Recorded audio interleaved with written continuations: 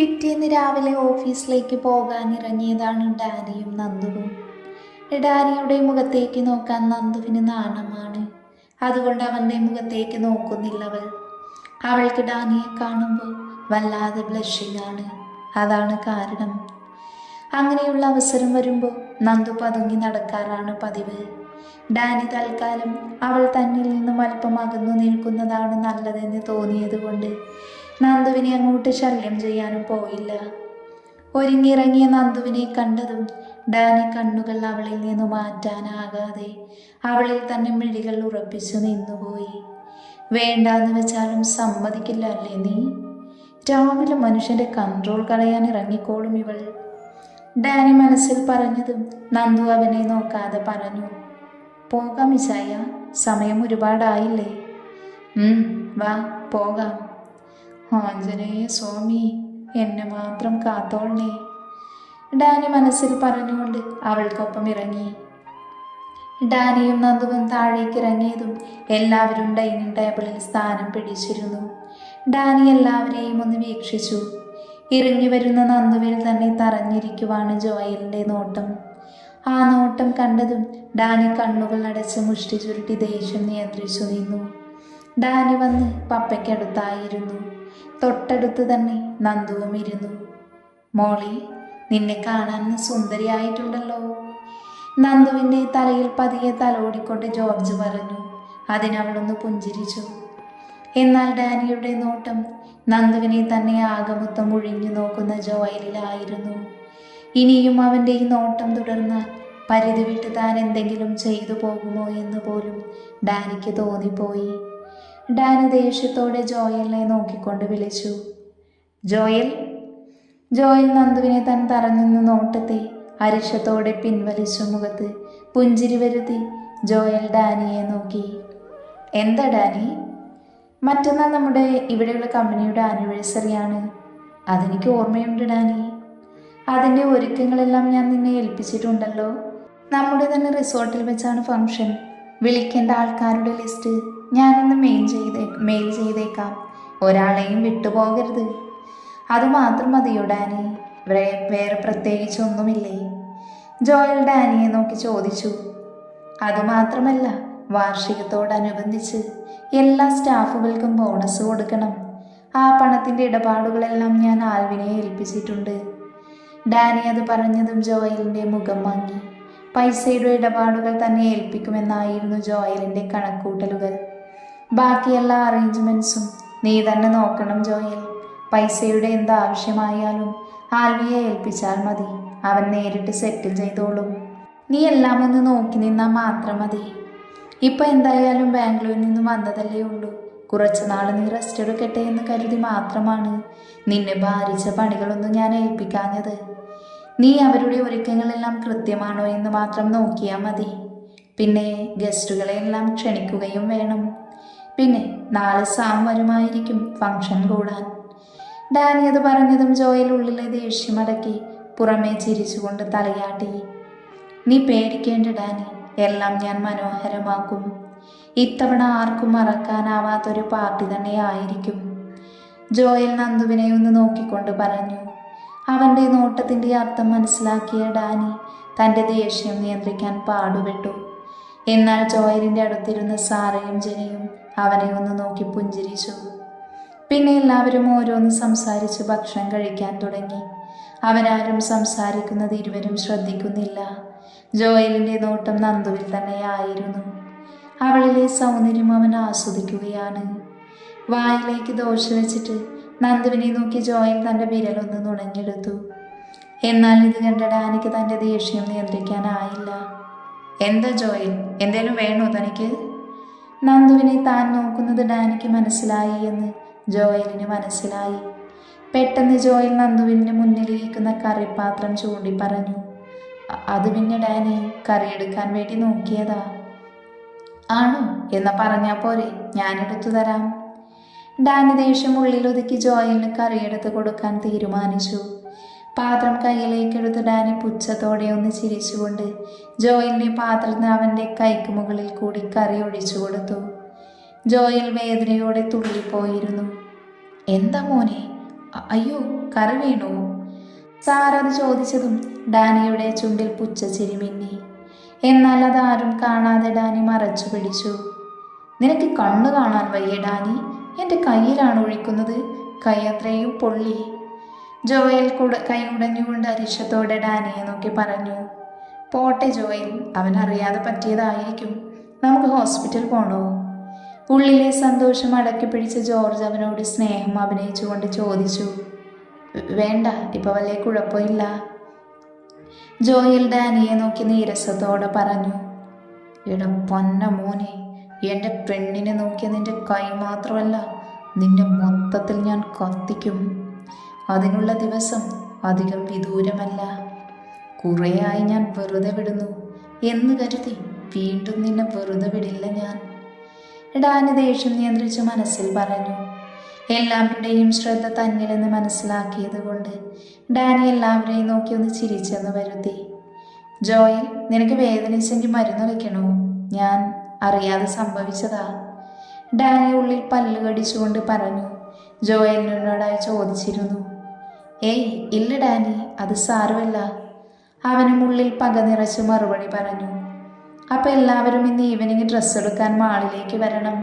ഞാനും നന്ദുവും എല്ലാവരും അങ്ങോട്ടേക്ക് വന്നോളാം. നിങ്ങൾ എപ്പോൾ വരുമെന്ന് എന്നോട് പറഞ്ഞിരുന്നാൽ മതി.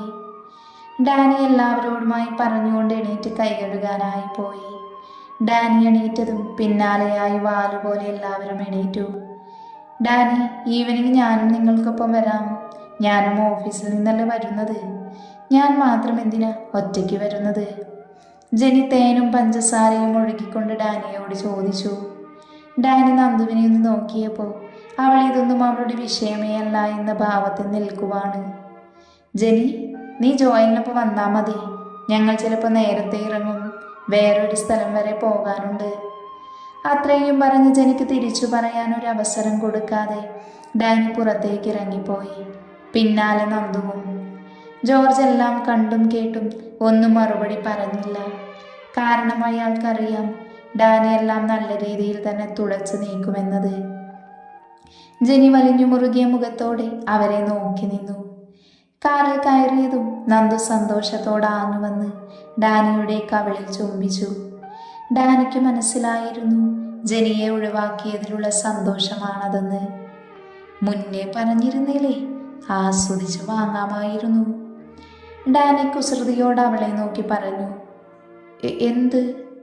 ഇപ്പൊ തന്നെ ഈ ചുംബനെ ഇത്രയൊക്കെ ആസ്വദിച്ചാൽ മതി, പോ അവിടുന്ന്.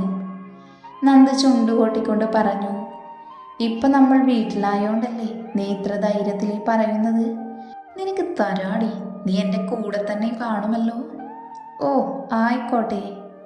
നന്ദുവും ഡാനിയും ഓഫീസിലെത്തി. തികച്ചും അപരിചിതരെ പോലെയാണ് പെരുമാറുന്നത്. കാരണം തങ്ങളെല്ലാ സമയം നിരീക്ഷണത്തിലാണെന്ന് ഇരുവർക്കും അറിയാമായിരുന്നു. അതുപോലെ തന്നെ നന്ദു ഡാനിയുടെ ഭാര്യയാണെന്ന് ഓഫീസിൽ ആർക്കും അറിയുകയുമില്ലല്ലോ. ഉച്ച കഴിഞ്ഞപ്പോൾ ഡാനിയും നന്ദുവും ഓഫീസിൽ നിന്നും ഇറങ്ങി. മറ്റുള്ളവർ എത്തുന്നതിന് മുന്നേ നന്ദുവിനെ ഡ്രസ്സ് എടുക്കണമെന്നായിരുന്നു ഡാനിയുടെ പദ്ധതി. സാമിനെ പിക്ക് ചെയ്യാൻ അനയെ ഏൽപ്പിച്ചിട്ടുണ്ട്. എല്ലാവർക്കും മുന്നിൽ ഇത് വാർഷികാഘോഷമാണെങ്കിൽ ഇത് ഡാനിക്ക് അവൻ്റെയും നന്ദുവിൻ്റെയും റിസപ്ഷൻ എല്ലാവരെയും അറിയിക്കുക എന്ന ലക്ഷ്യമായിരുന്നു. ഓഫീസിലെ സ്റ്റാഫുകൾക്ക് എല്ലാവർക്കും മുന്നിൽ ഡാനിയുടെ ഭാര്യയാണ് നന്ദു എന്ന് പരിചയപ്പെടുത്താൻ കൂടിയാണ് ഇതുപോലൊരു വലിയൊരു ആഘോഷം നടത്തുന്നത്. ഡാനി നന്ദുവുമായി അവനെ തന്നെ പേഴ്സണൽ ഡിസൈനറിൻ്റെ അടുത്തേക്ക് പോയി. നന്ദു ചുറ്റും കണ്ണുകൾ വിടർത്തി നോക്കുന്നുണ്ട്.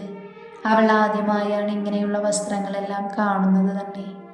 എപ്പോഴും സാധാ ഡ്രസ്സിട്ട് നടന്ന കുട്ടിയാണല്ലോ നന്ദു. ഹെവി വർക്ക് ചെയ്ത ഡ്രസ്സുകളോട് നന്ദുവിന് വലിയ താല്പര്യമൊന്നുമില്ലായിരുന്നു. ഡാനി ആരോടൊക്കെയോ എന്തൊക്കെയോ സംസാരിക്കുന്നത് കണ്ടതും നന്ദു അവിടെയുള്ള എല്ലാ ഡ്രസ്സുകളും നോക്കാനായി തുടങ്ങി. അപ്പോഴാണ് ഒരു സെയിൽസ് ഗേൾ വന്നൊരു ഡ്രസ്സ് കയ്യിൽ കൊടുത്തത്.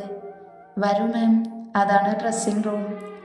ആ പെൺകുട്ടി വിനയത്തോട് അവളെ നോക്കി പറഞ്ഞതും നന്ദു തിരികെ ഒരു പുഞ്ചിരി സമ്മാനിച്ചുകൊണ്ട് ഡ്രസ്സിംഗ് ഏരിയയിലേക്ക് പോയി. ഡ്രസ്സിംഗ് റൂമിലേക്ക് കയറി നന്ദു ഡോർ അടച്ചു. എന്നിട്ട് കയ്യിലുണ്ടായിരുന്ന ഡ്രസ്സിൻ്റെ സിബ് തുറന്നത് പുറത്തേക്കെടുത്തു. നന്ദുവിൻ്റെ കണ്ണുകൾ തിളങ്ങി. അടിപൊളി ഫുൾ ഫ്രോക്കായിരുന്നു. നല്ല ഭംഗിയുണ്ട്. ഒറ്റ നോട്ടത്തിൽ തന്നെ നന്ദുവിനത് ഭംഗിയായി തോന്നി. അവൾ ഡ്രസ്സ് ട്രയൽ ചെയ്യാൻ തുടങ്ങി. പുറകിൽ സിബായതുകൊണ്ട് അവൾക്കിടാൻ കഴിയുന്നില്ലായിരുന്നു. അവൾ പരമാവധി ശ്രമിച്ചു നോക്കി. പിന്നെ അവൾ പറ്റാവുന്ന പോലെ കുറച്ചിട്ടു. എന്നിട്ട് മുകളിലേക്കിടാൻ കഴിയുന്നുണ്ടായിരുന്നില്ല. ശ്രീ, പെട്ടെന്നാണ് ഡാനി ഡ്രസ്സിംഗ് റൂമിൻ്റെ വാതിൽ തട്ടിക്കൊണ്ട് വിളിച്ചത്. ഇച്ചായ, ഞാൻ ചേഞ്ച് ചെയ്ത് കഴിഞ്ഞില്ല, ഒരു 2 മിനിറ്റ്. നന്ദു വാതിലൽപ്പം തുറന്ന് തല മാത്രം പുറത്തേക്കിട്ടുകൊണ്ട് പറഞ്ഞു. നന്ദു അത് പറഞ്ഞു തിരിയും മുന്നേ തന്നെ ഡാനി അകത്തേക്ക് കയറി ഡോറ് ലോക്ക് ചെയ്തിരുന്നു. ഡാനി അവളെ മൊത്തത്തിലൊന്ന് ഒഴിഞ്ഞു നോക്കി. ആ ലഹങ്കയിൽ അവൾ ശരിക്കും ആലാകെയാണെന്ന് തോന്നിപ്പോയി അവന്. അത്രയ്ക്കും ഭംഗിയായിരുന്നു അവളെ കാണാൻ. നന്ദു തൻ്റെ തോളിൽ നിന്നും വിട്ടുപോകുന്ന ലഹങ്കയെ പിടിച്ച് നേരെയാക്കുകയായിരുന്നു. നന്ദുവിൻ്റെ ആ പ്രവൃത്തിയിലാണ് ഡാനി അവൾക്ക് ബാക്കിൽ സിബിട്ടിട്ടില്ല എന്ന് മനസ്സിലായത്.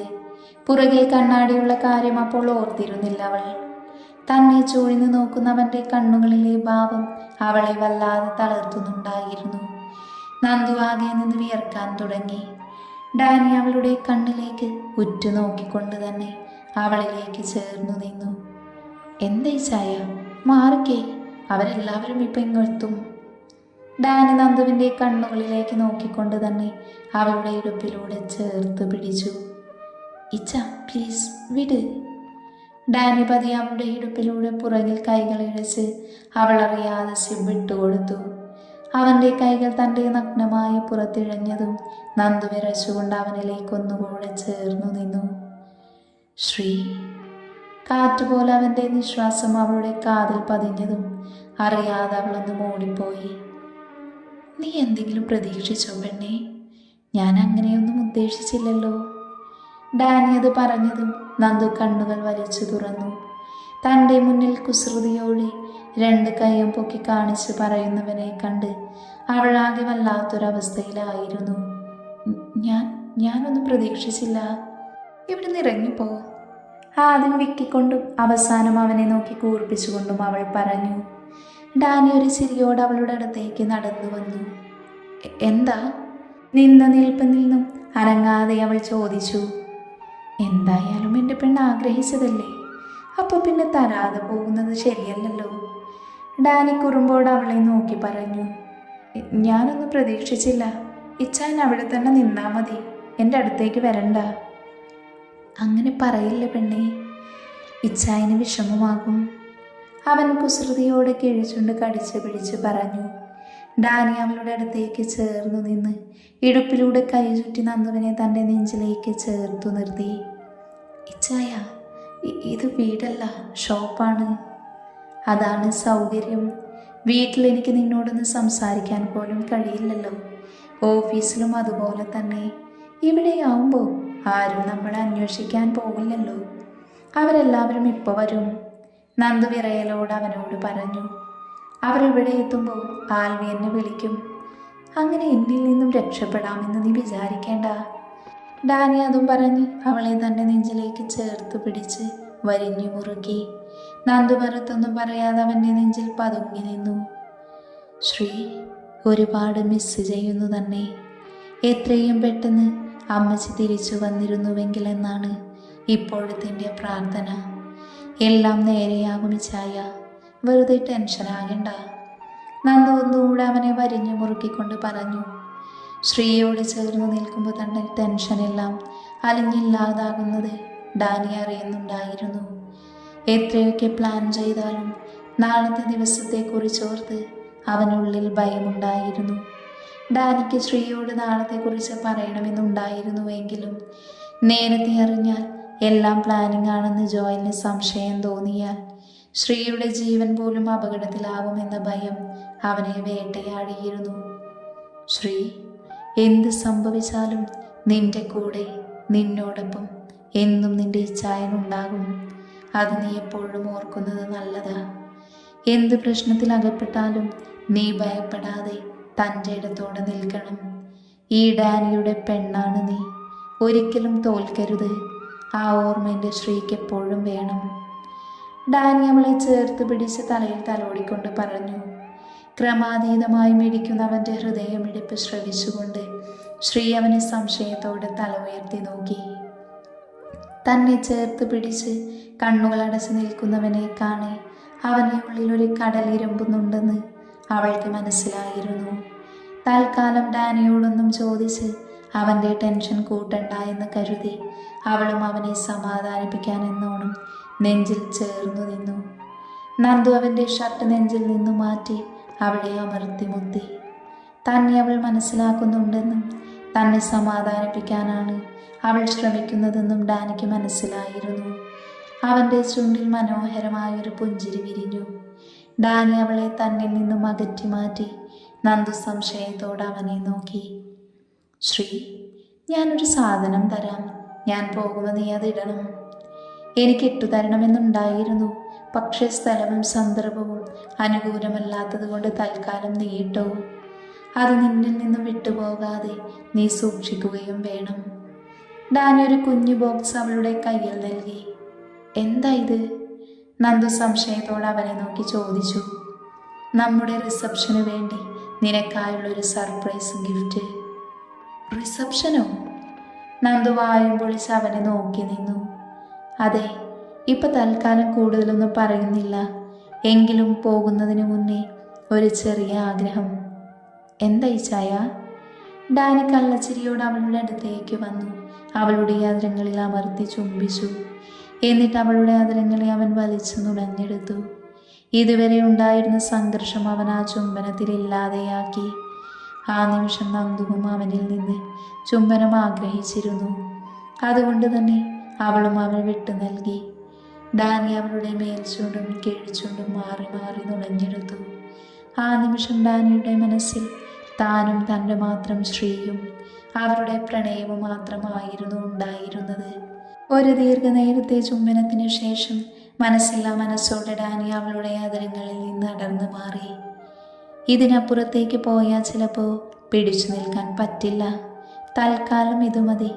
ഇതെങ്കിലും തന്നില്ലെങ്കിൽ ഞാനിന്ന് ചത്തുപോകും. ഡാനി അവളെ ചേർത്ത് പിടിച്ചിരു കവിളുകളിലും ചുംബിച്ചു, നെറ്റിയിലും ചുംബിച്ച് പുറത്തേക്ക് ഇറങ്ങിപ്പോയി. എന്തോ വലിയ ടെൻഷൻ ഡാനിക്കുണ്ടെന്ന് നന്ദുവിന് മനസ്സിലായി.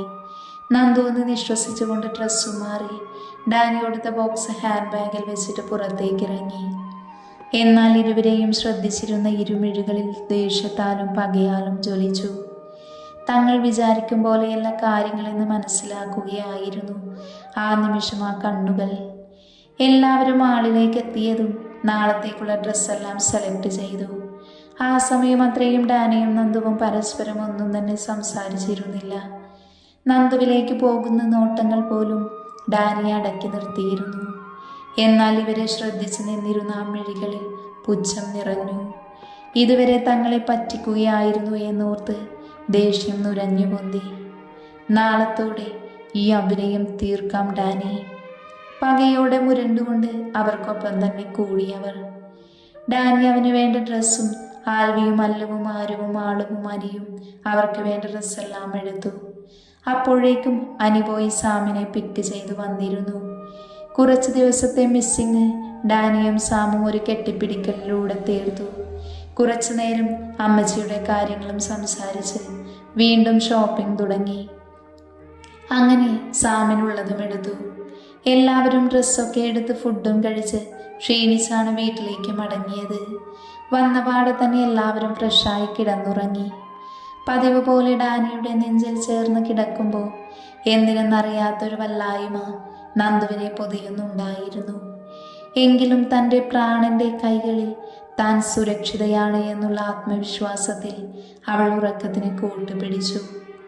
ഡാനി കണ്ണുകൾ അടച്ചുറങ്ങാൻ ശ്രമിച്ചു. എങ്കിലും തൻ്റെ പദ്ധതികളെല്ലാം ശരിയായി നടക്കും വരെ ഉറങ്ങാൻ സാധിക്കില്ല എന്ന് അവന് തന്നെ മനസ്സിലായിരുന്നു. ഡാനി എങ്ങനെയൊക്കെയോ നേരം വെളുപ്പിച്ചു. രാവിലെ തന്നെ സാമും ആൽവിയെയും കൂട്ടി പുറത്തേക്ക് പോയിരുന്നു ഡാനി. എന്താ ഡാനി രാവിലെ തന്നെ കാണണമെന്ന് പറഞ്ഞത്? സാം ഗൗരവത്തോടെ തന്നെ ചോദിച്ചു. എന്താടാ, വല്ലാത്തൊരു മാനസിക അസ്വസ്ഥത, എന്തോ പാടില്ലാത്ത നടക്കാൻ പോകുന്നത് പോലെ. ഡാ, ഒന്നിനും ഒരു പിഴവും വരാൻ പാടില്ല. അവർ നമ്മുടെ പ്ലാനിങ് അറിഞ്ഞിട്ടാണ് കളിക്കുന്നത് എങ്കിൽ പോലും ശ്രീക്കൊരു പോറൽ പോലും ഏൽക്കാൻ പാടില്ല. പേടിക്കേണ്ട ഡാനി, എന്തായാലും നമ്മൾ ഇറങ്ങി കളിക്കാൻ തീരുമാനിച്ചതല്ലേ, അതുപോലെ തന്നെ നടക്കട്ടെ. ബാക്കി വരുന്നിടത്ത് വെച്ച് കാണാം. നന്ദുവിനെ ഞാൻ നോക്കിക്കോളാം, സാം ആത്മവിശ്വാസത്തോടെ പറഞ്ഞതും ഡാനിക്കും എന്തോ ഒരു സമാധാനം വന്നതുപോലെ തോന്നി. എന്നവാ, ഇനിയും താമസിക്കേണ്ട. ഡാനിയും സാമും ആൽവിയും തിരികെ വീട്ടിലേക്ക് മടങ്ങി. അന്ന് ആരും തന്നെ ഓഫീസിലേക്ക് പോയിരുന്നില്ല. ജോയൽ പാർട്ടി അറേഞ്ച്മെന്റ്സ് നടത്തുന്ന ഹാളിലായിരുന്നു. ജെനി നന്ദുവിന് ചുറ്റുമുണ്ടായിരുന്നു. വൈകുന്നേരമായപ്പോൾ നന്ദുവിനെ ഒരുക്കാൻ ബ്യൂട്ടീഷ്യൻ വന്നു. നന്ദുവിനെ ഒരുക്കി തീരാറായതും ഡാനി റൂമിലേക്ക് കയറി വന്നു. അവൻ്റെ കണ്ണുകൾ നന്ദുവിനെ കണ്ടതും പ്രണയത്തോടെ തിളങ്ങി.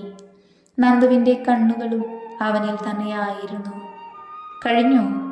നന്ദുവിൽ നിന്നും നോട്ടം മാറ്റാതെ തന്നെ ഡാനി ബ്യൂട്ടീഷ്യനോട് ചോദിച്ചു. ഒരുക്കമെല്ലാം കഴിഞ്ഞു സർ, പക്ഷേ ഓർണമെന്റ്സ് ഒന്നും തന്നില്ല. താൻ പോയിക്കോ, ഇത്രയും മതി. പേയ്മെൻറ്റ് ആൽവി ട്രാൻസ്ഫർ ചെയ്തോളും. ഡാനി അത് പറഞ്ഞതും ബ്യൂട്ടീഷ്യൻ പുഞ്ചിരിയോടെ പുറത്തേക്ക് ഇറങ്ങിപ്പോയി. ഇപ്പൊ റൂമിൽ നന്ദുവും ഡാനിയും മാത്രമേ ഉള്ളൂ. രണ്ടുപേരിലും പ്രണയം നിറഞ്ഞു നിന്നു. രണ്ടുപേരുടെ കണ്ണുകളും കൊരുത്തു വലിച്ചു. നന്ദുവിൽ നിന്ന് നോട്ടം മാറ്റാനേ ഡാനിക്ക് കഴിഞ്ഞില്ല എന്നതാണ് സത്യം. ഡാനി അവളെ തന്നെ നോക്കിക്കൊണ്ട് അവളുടെ അടുത്തേക്ക് ചുവടുകൾ വെച്ചു.